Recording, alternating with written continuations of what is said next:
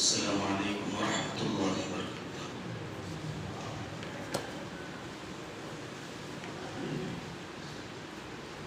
الحمد للہ الذی بیدہ الملک وهو علی کل شیء قدیر، هو الاول والآخر والظاہر والباطن وهو بكل شیء علیم۔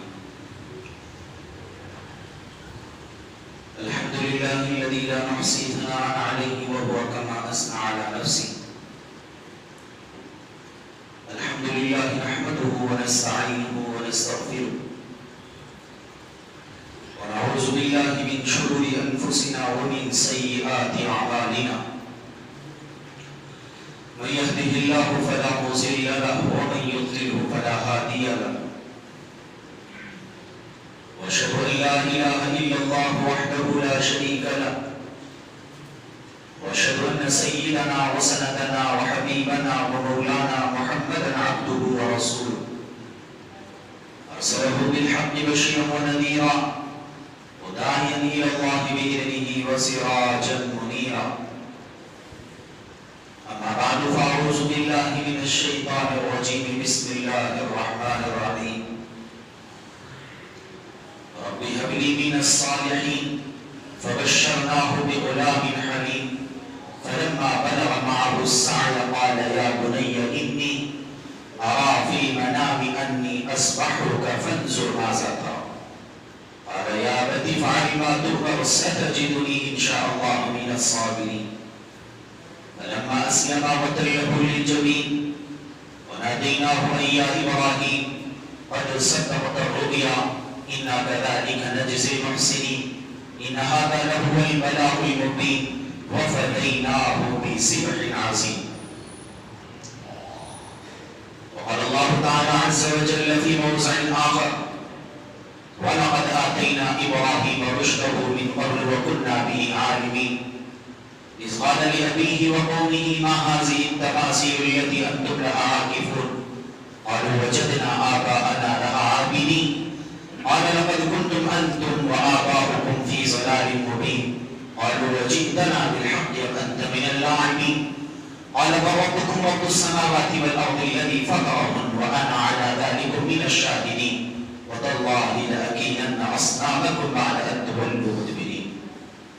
صدق الله العظيم وصدق رسوله النبي الكريم، ونحن على ذلك لمن الشاهدين والشاكرين والحمد لله رب العالمين۔ محترم بزرگوں اور عزیز نوجوانوں، اللہ جل جلالہ و عم نوالہ کا احسان عظیم ہے، کرم ہے کہ اللہ تعالیٰ نے پھر سے جمعہ کی بابرکت رونق نصیب فرمائی، اللہ تعالیٰ نے ایمان کے مجلسوں میں بیٹھنے کی توفیق عطا فرمائی، اور اللہ تعالیٰ نے ہم پر کرم کا معاملہ فرمایا۔ دوستو بزرگوں، مہینہ برکت والا مہینہ شروع ہونے والا ہے کہ جس میں حضرت ابراہیم اور حضرت اسماعیل علی نبینا علیہ السلام کا تفصیلی طور پر ذکر خیر ہونا چاہیے تھا، لیکن حالات کی تنگی کی وجہ سے مختصراً بات ہوگی کہ اللہ تعالیٰ نے حضرت ابراہیم علیہ السلام کی پیدائش ایک کافر گھرانے میں پیدا ہوئے، کہ کافر گھرانے میں پرورش پائی، کہ جس گھر میں پیدا ہوئے ان کا باپ آزر وہ بتوں کی عبادت کرتا ہی تھا، لیکن بتوں کی عبادت کے ساتھ بت بناتا تھا، بت تراش کے، پتھروں کے، سنگ مرمر کے اور اسی طرح گارے اور مٹی کے بت کو اپنے ہاتھوں سے بنایا کرتا تھا۔ ایسے ماحول میں کافر گھرانے میں بت تراش کے گھر میں اللہ جل جلالہ نے حضرت ابراہیم علیہ السلام کو پیدا فرمایا، اور پیدا فرمانے کے بعد شروع ہی سے اللہ تعالیٰ نے حضرت ابراہیم علیہ السلام کی تربیت فرمائی۔ قرآن کہتا ہے 17 پارے کی آیتیں ہیں، وَلَقَدْ آتَيْنَا إِبْرَاهِيمَ رُشْدَهُ مِنْ قَبْلُ وَكُنَّا بِهِ عَالِمِينَ، ہم نے حضرت ابراہیم علیہ السلام کی خاص طور پر تربیت فرمائی، رشد و ہدایت کا راستہ عطا فرمایا۔ اب تھوڑے سے بڑے ہوئے، اللہ تعالیٰ نے عقل و شعور کا مادہ رکھا، صحیح رہنمائی فرمائی. اب مجبوری تھی کہ باپ کافر، بت تراش، بتوں کو بنانے والا، اب یہ بگانے کے لیے حضرت ابراہیم علیہ السلام کو بھیج دیتا تھا. اب ان کے سر کے اوپر ٹوکری، ان کے معبودوں کی ٹوکری لگوا دی اور پھر سارے محلے میں چکر کاٹنے کے لیے بھیج دیتا تھا اور بیچنے کے لیے بھیج دیتا تھا. تو حضرت ابراہیم علیہ السلام کو ندا لگاتے کہ بھائی لے لو ایسے بت جو نہ سن سکے، نہ دیکھ سکے، نہ کوئی حاجت روائی کر سکے اور نہ ہی کوئی منتیں اور مرادیں تمہاری پوری کر سکے، لے لو ایسے معبود. یہ ایسے اس طرح بیچا کرتے تھے. اب باپ کو معلوم ہوا یہ تو لینے کے دے پر یہ تو ہمارا دھندا ٹھپ کر دے گا، یہ ہماری تجارت ختم کر دے گا. اب جب کوئی نقص پیدا ہو جاتا تھا جس معبود کے اندر تو لوگ اس کو واپس کر دیتے تھے. تو یہ جب واپس کر دیتے تھے تو اس کو اپنے ہاتھ سے پکڑ کے نیچے زمین سے گھسٹتے ہوئے اس کے باپ حضرت ابراہیم علیہ السلام کے باپ کے پاس لے کر آتے. تو یہ بتوں کی تذلیل ہوتی تھی. تو باپ نے بڑا سمجھایا، ماں نے سمجھایا کہ بھائی تیرا معبود تو تمہارا. حضرت ابراہیم علیہ السلام ایک مرتبہ پوچھنے لگے اپنی اماں سے کہ اس کائنات کو پیدا کس نے کیا؟ اس کائنات کا خالق و مالک. اس سے پہلے بات پوچھی کہ اماں میرا اور تیرا معبود کون ہے؟ انہوں نے کہا کہ تیرا باپ آزر ہے. انہوں نے کہا باپ آزر کا معبود کون ہے؟ انہوں نے کہا نمرود بادشاہ ہے. اب بتاؤ نمرود بادشاہ کا پیدا کرنے والا، نمرود بادشاہ کو ازل سے وجود بخشنے والا، عدم سے وجود بخشنے والا اور نمرود بادشاہ کا مالک اور خالق کون ہے؟ انہوں نے کہا کیسے تم باتیں کرتے ہو؟ تم بے تکی باتیں کیسے کرتے ہو؟ ہمیں تو یہی معلوم ہے کہ تمہارے باپ کے جو معبود ہے وہ نمرود ہے. بہرحال بہت ساری باتیں بھی اللہ تعالیٰ نے کافر گھرانے میں پیدا کیا لیکن اپنے ڈھنگ سے تربیت فرمائی. وَلَقَدْ آتَيْنَا إِبْرَاهِيمَ رُشْدَهُ مِنْ قَبْلُ وَكُنَّا بِهِ عَالِمِينَ. مختصراً عرض کرتا ہوں میں، میرے پاس تفصیلی بات کا موقع نہیں ہے، تھوڑا تھوڑا کر کے لے کر چلتا ہوں کیونکہ اگلی جمعہ لاسٹ ہے، مسائل کی بات کرنی ہے، اس کے والے جمعہ سے پہلے بقرعید آ جائے گی، اس لیے مختصراً جھلک جھلک دکھا کے میں چلا جاؤں. بہرحال حضرت ابراہیم علیہ السلام کافر گھرانے میں پیدا ہوئے، بت تراش گھرانے میں پیدا ہوئے، لیکن اللہ تعالیٰ نے ایمان کامل ان کے دل کے اندر بے بس کر دیا. ایمان کا جو نور ہوتا ہے وہ دل کے اندر حضرت ابراہیم علیہ السلام کے اجاگر فرما دیا. دل نورانی ہو گیا تو سارے معبودان باطلہ کی وہ تحقیر کرنا اور تذلیل کرنا اور ان کو حقیر بتلانا، امت کے سامنے ان کی بے بسی، امت کے سامنے ان کی حقیر اور ذلیل بنا حضرت ابراہیم علیہ السلام نے پیش کیا. تو ساری کی ساری امت اور ساری قوم ان کی مخالفت بن گئی، ان کے خلاف کھڑی ہو گئی. یہاں تک کہ ایک مرتبہ حضرت ابراہیم علیہ السلام نے اپنے باپ کو سمجھانا شروع کیا. وَاذْكُرْ فِي الْكِتَابِ مَرْيَمَ وَاذْكُرْ فِي الْكِتَابِ إِبْرَاهِيمَ إِنَّهُ كَانَ صِدِّيقًا نَبِيًّا إِذْ قَالَ لِأَبِيهِ يَا أَبَتِ لِمَ تَعْبُدُ مَا لَا يَسْمَعُ وَلَا يُبْصِرُ وَلَا يُغْنِي عَنكَ شَيْئًا يَا أَبَتِ إِنِّي قَدْ جَاءَنِي مِنَ الْعِلْمِ مَا لَمْ يَأْتِكَ فَاتَّبِعْنِي أَهْدِكَ صِرَاطًا سَوِيًّا يَا أَبَتِ لَا تَعْبُدِ الشَّيْطَانَ إِنَّ الشَّيْطَانَ كَانَ لِلرَّحْمَنِ عَصِيًّا يَا أَبَتِ إِنِّي أَخَافُ أَن يَمَسَّكَ عَذَابٌ من الرحمن فتكون للشيطان وليا قال راغب أنت عن آلهتي يا إبراهيم لئن لم تنتهي لأرجمنك واهجرني مليا قال سلام عليك سأستغفر لك ربي إنه كان بي حفيا. یہ ان کے باپ اور بیٹے کے درمیان جو گفتگو ہوئی، اللہ تعالیٰ نے سورہ مریم میں اس کا نقشہ کھینچا ہے کہ ایک مرتبہ ہے نبی جی آپ کے اوپر جو ہم نے قرآن اتارا ہے اس میں آپ اپنے صحابہ کے درمیان کھول کھول کے بیان کیجئے کہ ہم نے حضرت ابراہیم کو برکت والا نبی بنا کر بھیجا تھا، ایک صدیق اور سچا نبی بنا کر بھیجا تھا. انہوں نے اپنے باپ سے اس ایک مرتبہ کہا کہ ابا جان آپ کیوں ایسے معبودوں کی عبادت کرتے ہیں جو نہ سن سکیں، جو نہ دیکھ سکیں، جو نفع اور نقصان کے مالک نہیں، جو حاجت روائی اور منت پوری کرنے کے لائق نہیں ہے. آپ ایسے معبودوں کے سامنے ہاتھ جوڑ کے ماتھا ٹیک کے ان کی کیوں عبادت کرتے ہیں؟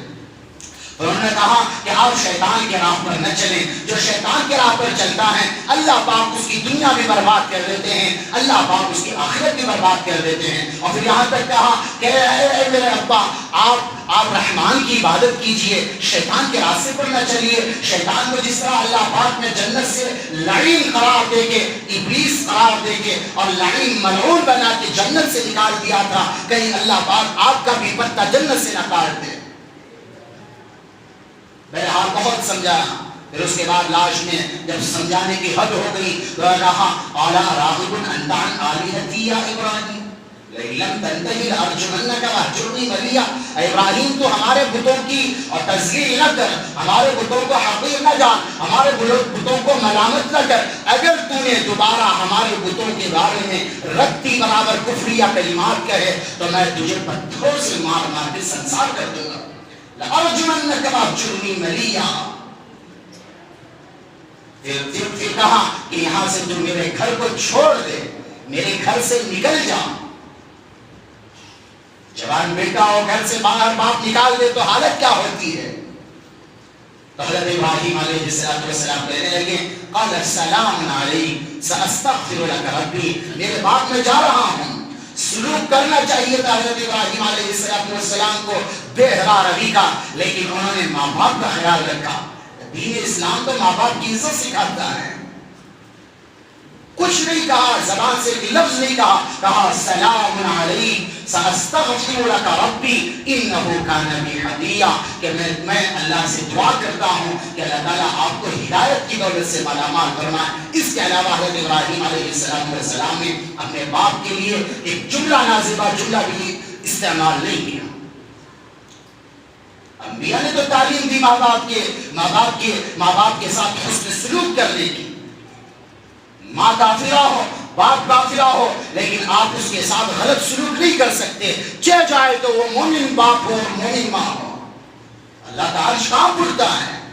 حضرت اویس قرنی رحمۃ اللہ علیہ کو ایسے ہی مقام مل گیا، ماں کی ایسی خدمت کی کہ اللہ پاک نے اتنا بڑا مقام و مرتبہ عطا فرمایا کہ جنتی جنت میں جا رہے ہوں گے، جہنمی جہنم میں سب باندھ کے کھڑے ہوں گے، سارے جنتی جنت میں جا رہے ہوں گے، تو حضرت اویس قرنی کو پیچھے سے روک دیا جائے گا کہ اویس قرنی کو جنت میں جانے نہ دیا جائے۔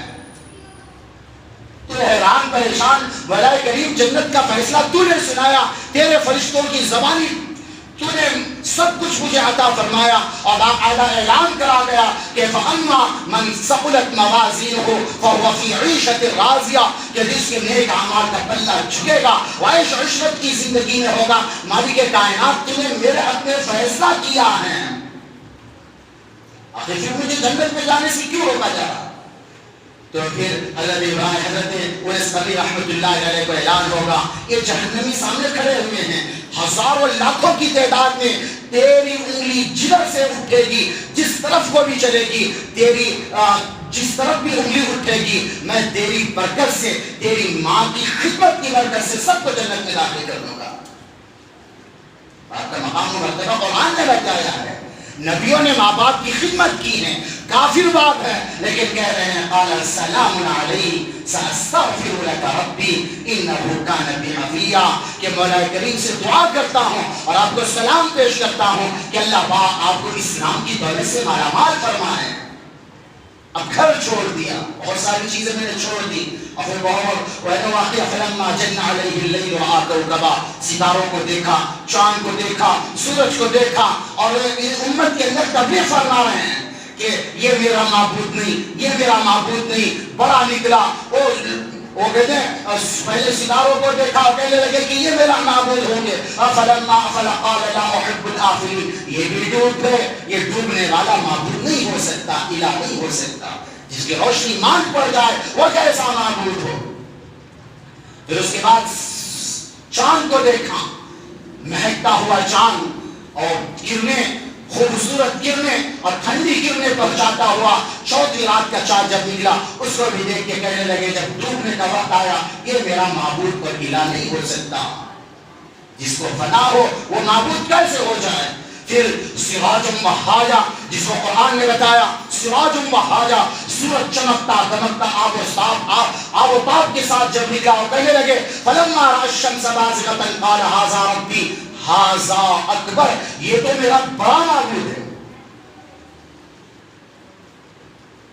فلما رأى الشمس بازغة قال هذا ربی هذا اکبر.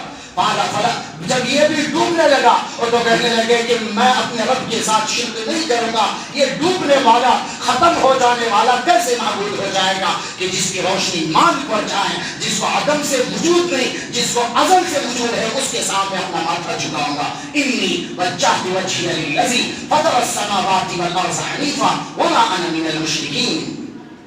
میں تو اپنے کائنات کے آسمان و زمین کے مالک کے سامنے اپنا ماتھا ٹیکتا ہوں. بہرحال امت کے سامنے ہر نمونے سے دعوت پیش کی، لیکن کوئی ماننے کے لیے تیار نہیں. اور پھر ایک وقت آیا حضرت ابراہیم علیہ السلام کی قوم میرے کے لیے جانے والی تھی. ان کو بھی کہا کہ بھی آ جاؤ، فَأَرَادُوا بِهِ كَيْدًا فَجَعَلْنَاهُمُ الْأَسْفَلِينَ تَاللَّهِ لَأَكِيدَنَّ أَصْنَامَكُمْ بَعْدَ أَن تُوَلُّوا مُدْبِرِينَ. آ جاؤ ہمارے ساتھ. کہنے لگے کہ بیمار سی حالت ہے، بیمار سی حالت آ نہیں سکتا، لیکن نبی جھوٹ نہیں بول سکتا. مصلحت کے حساب سے ایک دو مرتبہ حضرت ابراہیم علیہ السلام نے جھوٹ بولا تھا، لیکن وہ مصلحت کے اعتبار سے تھا. پھر اس کے بعد جب ساری قوم ایک میلے میں چلی گئی، سارے بت خانے کو اور سارے بت خانے کو اور اسی طرح ان کے مندر کو سب کو خالی کر دیا، تو اب یہ لے کے کوہالا لے کے پہنچ گئے بڑے بت خانے. اب جب ایک لائن سے بتوں کو مارنا شروع کیا، کسی کا ہاتھ توڑا، کسی کی ناک کاٹ دی، کسی کا کان کاٹ دیا اور کسی کا سر اکھاڑ دیا، کسی کا پیر توڑ دیا، ساروں کو مار دیا. فَجْعَلَهُمْ جُذَاذًا إِلَّا كَبِيرًا لَهُمْ لَعَلَّهُمْ إِلَيْهِ يَرْجِعُونَ. سب کے اوپر کلہاڑا پھیر دیا. اب ایک جو بڑا تھا اس کے بت خانے میں بڑا بت، اس کو ایک کو صحیح سالم چھوڑ دیا. اور یہاں پر تفسیر میں لکھا ہے بین القرآن میں مفتی تقی عثمانی صاحب کی تفسیر میں کہ وہ جو بڑا کلہاڑا تھا اس کو اٹھا کے اس کی گردن کو لٹکا دیا. نصیحت آئیں گے پوچھیں گے تو جواب کچھ نہ کچھ تو بن پڑے. بہرحال اب جب قوم آئی فَجْعَلَهُمْ جُذَاذًا إِلَّا كَبِيرًا لَهُمْ لَعَلَّهُمْ يَرْجِعُونَ قَالُوا مَنْ فَعَلَ هَذَا بِآلِهَتِنَا إِنَّهُ لَمِنَ الظَّالِمِينَ. اب جب آ کے مندر خانہ کھولا تو کوئی ادھر پڑا ہے، کسی کا ہاتھ کٹا، کسی کی ناک کٹی، کسی کا کان کٹا اور کسی کا دھڑ الگ ہوا ہے، کسی کا پیر نیچے سے اکھڑ چکا ہے. اب دیکھنے لگے إِنَّهُ لَمِنَ الظَّالِمِينَ. اس خبیث بدبخت نے، یہ تو بڑا ظالم انسان، کوئی جابر انسان ہے جس نے ہمارے معبودوں کے ساتھ یہ کام کر دیا. اور کہنے لگے قالوا سمعنا فتى يذكرهم يقال له ابراہیم. چل لوگ کہنے لگے ہم نے ہمارے معبودوں کے خلاف ایک آدمی کو، ایک نوجوان کو زہر اگلتے ہوئے سنا جس کو کہا جاتا ہے ابراہیم. تو سارے قوم کے بڑے بڑے گرو گھنٹال جمع ہو گئے، بڑے بڑے پادری جمع ہو گئے، پورے وزراء حکما جو مندر کے جو قالی رہتے ہیں سب جمع ہو گئے، قوم جمع ہو گئی اور ان کو بلایا. قالوا فأتوا به على أعين الناس لعلهم يشهدون. ہم دیکھے تو صحیح وہ کیسا نوجوان ہے جو ہمارے بتوں کی اس نے مرمت کر دی، ستیہ ناز کر دیا، سب کے اوپر کلہاڑا پھیر دیا. جب قوم آئی اور ان کے سامنے ان کو پیش کیا گیا، قالوا أأنت فعلت هذا بآلهتنا يا إبراهيم. جو بڑے بڑے پادری جو کہنے لگے کہ ابراہیم تو نے معاملہ کیا ہے. قال بل فعل كبيرهم هذا فاسألوهم إن كانوا ينطقون. یہ تمہارا بڑا بت ہے، اس نے کیا ہوگا، میں نے تھوڑی نہ کیا. اس کو غصہ آیا ہوگا، تم نے اتنا بڑا معبود بنا رکھا ہے، اس کو چھوڑ کے تم چھوٹے چھوٹے معبودوں کی عبادت کرتے ہو، اس کو غصہ آیا ہوگا، جس کی وجہ سے اس نے ایک ایک پیر اٹھا کے مارے ہوئے کلہاڑ بجایا ہوگا. کسی کی ناک کٹی، کسی کا کان کٹا، کسی کا پیر، کسی کا ہاتھ، سب ختم کر دیا. اس کو غصہ آیا ہوگا. اس سے پوچھو یا یہ جو معبودان باطلہ جو پڑے ہوئے ہیں ان سے پوچھو کہ تمہاری مرمت کس نے کی. حاضر فصلوں میں انگاروں انتقل یہ بات کرتے ہیں، اس سے پوچھو. فَرَجَعُوا إِلَىٰ أَنفُسِهِمْ فَقَالُوا إِنَّكُمْ أَنْتُمُ الظَّالِمُونَ. سروں کو جھکا لیا اور کہنے لگے کہ تم بڑے ظالم ہو، ہم ہی بڑے ظالم ہیں، ہم اپنے معبودوں کی دیکھ بھال نہیں کر سکے. پھر کہنے لگے ثُمَّ نُكِسُوا عَلَىٰ رُءُوسِهِمْ پھر اپنے زروں کو جھکا کے کہہ رہے ہیں ثم نكسوا على رؤوسهم لقد علمت ما هؤلاء ينطقون. ہے ابراہیم تجھے تو پتا ہے یہ بات نہیں کرتے. اب حضرت ابراہیم علیہ السلام کو موقع مل گیا. ارے تم قال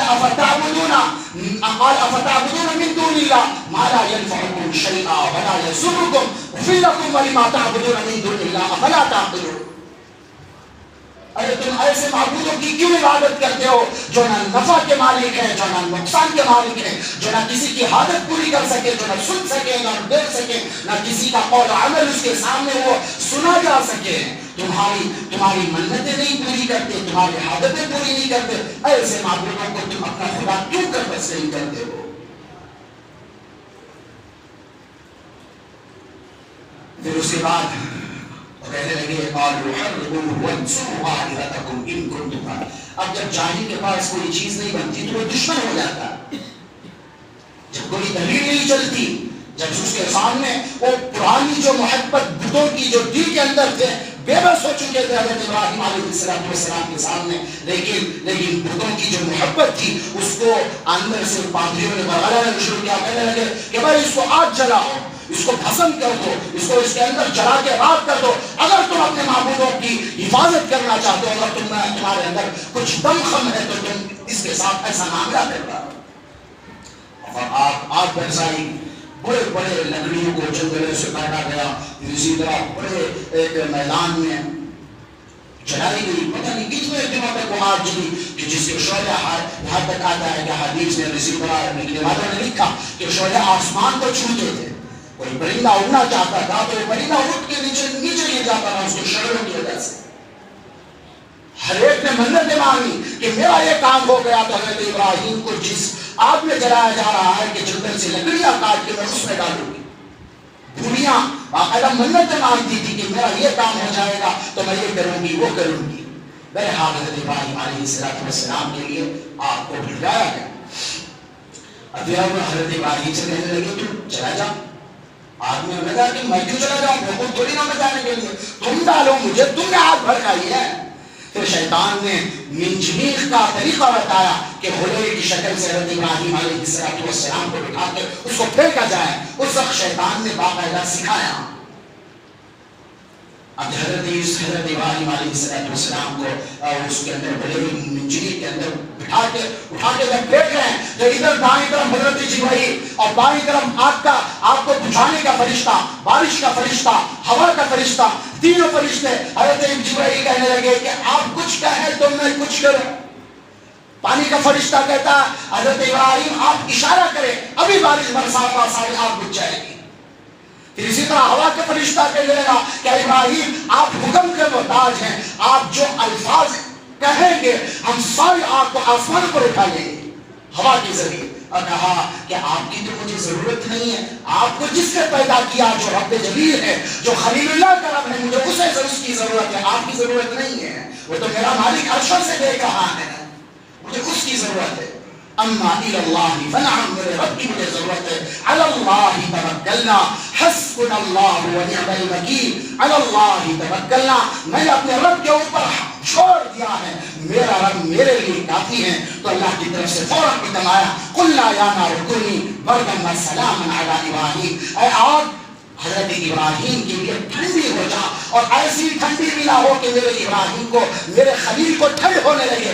ایسی آگ ہو جا کہ ٹھنڈی بھی ہو، سلامتی والی بھی ہو، گل گلزار بھی ہو جائے. اب جب حضرت ابراہیم علیہ السلام آگ میں گئے تو آگ میں جیسے ماں اپنے بچے کو باہوں میں لیتی ہے، آگ میں حضرت ابراہیم علیہ السلام کو اپنے باہوں میں لے لی. پھر کہتے ہیں اب آنکھیں بھٹی کی بھٹی رہ گئی. دنیا کی آگ جیسے بھی ہو جلانا جانتی ہے، لیکن اللہ کے حکم کی محتاج ہوتی ہیں. حضرت ابراہیم علیہ السلام کے ماں باپ نے دیکھا، ان کے کافروں نے دیکھا، اور ان کے قوم کے لوگوں نے دیکھا، اور بادشاہ نے بھی دیکھا، اس کے ساتھ بھی معاملہ پیش آیا، لیکن وقت نہیں ہے کہ میں اس کو بھی بتاتا چلوں. بادشاہ نے دیکھا، ماں باپ نے دیکھا، اس کے بعد میں اور اس کی ماں نے باقاعدہ یہ تک کہہ دیا کہ نعم الرب کا رب یا ابراہیم، کہ ابراہیم تیرے رب کے تو کیا کہنے، تیرا رب کتنا طاقت والا ہے، تیرا رب کتنی عظیم قدرت والا ہے کہ آگ میں بھی تجھے بہترین مزے دکھا رہا ہے. بچھونا آپ کو تیرے لیے بنا دیا. اور یہاں تک لکھا کہ حضرت ابراہیم علیہ السلام جب آگ میں چلے گئے اب کھانے کا رزم کیسا ہو. تو حضرت ابراہیم علیہ السلام نے فوراً ایک پر مارا, ایک درخت اٹھا, انار کا پتہ نہیں کسی چیز کا, اس درخت کے ذریعے اللہ پاک نے حضرت ابراہیم علیہ السلام کی ان پھلوں کے ذریعے مہمان نوازی فرمائی. اور پھر تھوڑے دن رہے, بہرحال وہاں سے نکلے. اور وہاں سے نکلنے کے بعد بیوی حضرت سارہ تھی, حضرت سارہ علیہ السلام ساتھ میں تھی. اور انہوں نے اپنے ملک کو, اپنے قوم کو, قریش قبیلے کو خیر آباد کہنے میں بہتری سمجھی. اب پھر یہ جانے لگے تو راستے میں فلسطین سے کچھ میل قبل فلسطین سے مصر کا علاقہ پڑتا ہے درمیان میں. تو وہاں کے بادشاہ کو پتہ چل گیا, وہاں کا بادشاہ بڑا عیاش, بڑا فسق و فجور میں مبتلا. اس کو پتہ چل گیا جب وہ کسی عورت کو دیکھتا تھا, خوبصورت عورت اس کے علاقے سے گزرتی تھی, مخبر خبر دیتے تھے, وہ فوراً اٹھا کے اس کے ساتھ بدکاری اور اسی طرح فسق و فجور کرتا تھا. اب حضرت سارہ نبی کی بیوی اور رشک و قمر جس کی مثال دی جائے, حضرت سارہ علیہ السلام بڑی خوبصورت عورت تھی. تو مخبروں نے خبر دی کہ اے بادشاہ تیرے علاقے سے ایک جوڑا جا رہا ہے, بڑی بڑی پیاری عورت ہے, بڑی خوبصورت عورت ہے, ہم نے آج تک ایسی عورت خوبصورت عورت نہیں دیکھی ہے. فوراً جیسے مخبروں نے خبر دی, بادشاہ نے فوجیوں کو بھیج دیا, حضرت سارہ کو گرفتار کر لیا. جیسے حضرت سارہ کو گرفتار کر لیا, حضرت سارہ رونے لگ گئی. یہاں تو عزت کا معاملہ ہے, عزت دار عورت وہ کھانے کی محتاج نہیں ہوتی, وہ تمہارا کھانا دیکھ کے نہیں آتی, عزت کی حفاظت کے لیے آتی ہے. اور عزت کی حفاظت عزت دار عورت کو معلوم ہوگی کہ عزت کیا ہے. بدکار عورت اور فسق و فجور میں گرفتار ہونے والی عورت کو عزت کا کیا خیال رکھتا ہے. حضرت سارہ کو جب گرفتار کیا گیا اور کہا کہ بھائی اللہ سے مانگنا ہے, اللہ کے حبیب اللہ کے خلیل حضرت ابراہیم خلیل اللہ کی امانت ہے, اللہ کے دربار میں سجدہ ریز ہو گئے. مولا کریم گھر چھوڑا, در چھوڑا, اور اسی طرح خاندان چھوڑا, اور گاؤں عیش قبیلہ چھوڑا. اتنی تکلیف نہیں ہوئی, فاقوں پہ فاقے برداشت کیے, لیکن میری عزت پر آنچ آ پہنچی ہے, مالک تو میری مدد فرما. جب آگے گئے حضرت سارہ کو کمرے میں بند کر دیا, بادشاہ آیا, دیکھا کہ آفتاب و مہتاب اس کے چہرے سے اس کے انوار و برکات ظاہر ہو رہی, بڑی خوب خاتون ہے, بڑی خوب دوشیزہ. اب یہ برائی کا ارادہ ظاہر کرنا چاہ رہا تھا. تو حضرت سارہ نے کہا کہ مجھے 2 رکعت نماز پڑھنے کی اجازت دے دو. ٹھیک ہے, اچھی بات ہے, 2 رکعت. تو کس خدا کو بلاتی ہے, بلا لے, آج میں نہیں چھوڑنے والا. کافر کا اللہ کے اوپر دیوان تھوڑی نہ ہوتا ہے. بہرحال حضرت سارہ نے 2 رکعت نماز کی, اور جو دعا اٹھائے کہ مولا کریم پاپوں پہ فاتح برداشت کیے, سب کچھ سہ لیا ہے, لیکن عزت کی آن آ پڑی ہے. مولا کریم تو میری مدد فرمائے. جیسے ہی دعا کے لیے ہاتھ اٹھے, اور دعا کے لیے ہاتھ اٹھنے کے بعد ابھی منہ پر پھیرے نہیں تھے کہ وہ جو کافر کھڑا ہوا تھا وہ لقمہ مار گیا اس کو, ہاتھوں میں پورے بدن میں درد ہونے لگا, اور لرزہ ہو کے نیچے گر گیا, اور زبان سے گویائی ہوئی کہ اے اللہ والی, پتہ نہیں تو کون ہے, میرے حق میں دعا کرنے میں تیرے ساتھ بدکاری نہیں کروں گا, بدکاری نہیں کروں گا, میں معافی چاہتا ہوں, توبہ کرتا ہوں, نہیں معاف, تو میرے لیے دعا کر دے, تو جس کے ہاتھ سامنے ہاتھ اٹھا رہی ہے اس سے دعا کر دے کہ مجھے اچھا کر دے. فوراً ظرف تو نبی کی عورت کا ہوتا ہے, تھوڑی سی بات ہو جائے رنجش, آج ہماری عورتیں معاف کریں گی, پوری نسلوں کے لیے لان تان کر دیتی ہے, اس کے خاندان مر جائے, اس کا قبیلہ مر جائے, اس کے باپ دادے ایسے وہ ایسا وہ ویسا, لیکن نبی کی بیوی کا ظرف ہوتا ہے. اور کہا عزت کے اوپر جس نے ہاتھ ڈال رہا تھا اس کے لیے دعا مانگ رہے, مولا کریم معاف کر دے. درگزر کرنا, رحم و کرم کرنا, یہ تو انبیاء علیہ السلام تو تھے بھی, لیکن ان کے گھرانے میں بھی اللہ پاک نے ایسوں کو پیدا فرمایا. میرے ہم دعا کر دی, اچھا ہو گیا. اب پھر اس کی نیت پھر بگڑی, پھر اسے ہاتھ ڈالنا چاہا, پھر دعا کر دی, پھر ویسے ہو گیا. 3 مرتبہ ہو گیا. جب تیسری مرتبہ بھی ہوا تو اس نے آئی سے کہنے لگا, اب میں نہیں اب میرے اندر سکت نہیں ہے گناہ کے ارادے کی, تو دعا کر دے بس. اب دعا کر دی اچھا ہو گیا. اب وہ سارے جو اس کے جو خدام کھڑے ہوئے تھے زور سے آواز دے کے کہنے لگا تم انسان کو لائے ہو یا جن بھوت فرشتے کو کس کو لائے ہو؟ بہرحال حضرت ابراہیم حضرت سارہ علیہ السلام کو اس نے بھیجا اور جاتے جاتے نے کہا کہ یہ میری ایک بیٹی ہے شہزادی 9 عمر لڑکی ہے یہ اپنے ساتھ لے کر جائے تیری خدمت کے لیے رہی جس کا نام حضرت حاجرہ علیہ السلام. اللہ پاک نے ایسے ہی حضرت سارہ کو بھیج دیا وہاں سے. بڑی پاکیزہ پورے محل کے اندر حضرت حاجرہ جیسی پاک باز عورت کوئی نہیں تھی لڑکی کوئی نہیں تھی کیونکہ اس لڑکی سے سید الآخرین سید الاولین والآخرین جناب محمد رسول اللہ صلی اللہ علیہ وسلم اس کی نسل سے آنے والے تھے. بہرحال حضرت سارہ حضرت حاجرہ کو لے کر آ گئی اور پھر وہاں سے فلسطین کا سفر شروع ہو گیا. اب حضرت حاجرہ بڑی ہوئی جوان ہوئی خوبصورت تھی اولاد کوئی نہیں تھی ماں کے تھک گئے اللہ سے کہ مولا کریم اولاد دے دے. اب جب بڑی ہو گئی حضرت سارہ نے سوچا کہ میری لونڈی ہے یہ میری باندی ہے شاید میں اس کو آزاد کر کے ان سے نکاح کر دوں اللہ پاک میرے شوہر کی مراد اور تمنا پوری کر دے. اب پھر ان سے جب حضرت حاجرہ کا حضرت ابراہیم علیہ السلام سے نکاح ہو گیا تو نکاح ہونے کے بعد اللہ پاک کی طرف سے جب دعا مانگی رب هب لي من الصالحين رب هب لي من الصالحين تو اللہ پاک کی طرف سے فبشرناه بغلام حليم ہم نے دعا کر کے تجھے بشارت دی حمل ٹھہر گیا استقبال حمل 86 سال کی عمر میں. عمر حضرت ابراہیم کی کتنی تھی 86 سال کی عمر. حضرت سارہ کی عمر 21-22 سال کی تھی لیکن بہرحال اللہ پاک نے ملاپ فرمایا شوہر اور بیوی کا مقام مرتبہ عطا فرمایا. اللہ تعالیٰ نے حضرت ابراہیم علیہ السلام کے سلم سے حضرت حاجرہ کو بیٹا عطا فرمایا. حضرت اسماعیل علیہ السلام کی پرورش ہوئی. وقت نہیں ہے اگر ہو سکتا تو بول دیتا انشاءاللہ. اس کے بعد کیا ہوا اگلے جمعہ انشاءاللہ مختصر بول کے اور مسائل جو ضروری مسائل ہیں اس کے اوپر انشاءاللہ بات ہوگی. اللہ تعالیٰ مجھے بھی عمل کی توفیق عطا فرمائے اللہ پاک آپ کو بھی عمل کی توفیق عطا فرمائے. کہا اور سنا اللہ تعالیٰ قبول فرمائے. وما علینا الا البلاغ. ہاں اور ایک اعلان ہے بھائی مسجد کے کمرے ہیں اور اس کے لیے نیلامی ہوگی. آپ حضرات کی گزارش ہے جو بھی حضرات لینا چاہتے ہیں وہ کمیٹی والوں سے نماز پڑھ